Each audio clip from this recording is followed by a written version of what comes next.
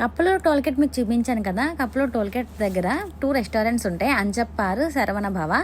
ఈసారి శరవణ భవాకి వెళ్దాం అనుకున్నాం. ఇక్కడ ప్యూర్ వెజ్ అంటండి, నాన్ వెజ్ దొరకదంట.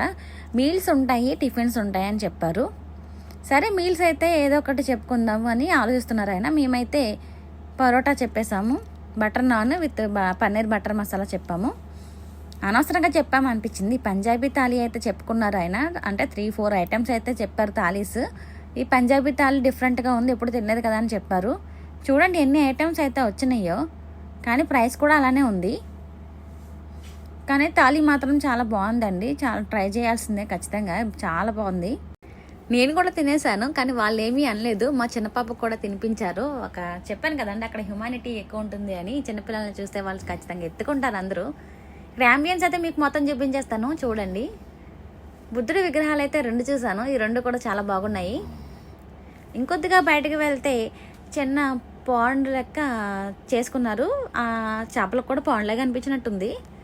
చూడండి చిన్న చిన్నగా నల్లగా కనిపిస్తున్నాయి కదా మీకు.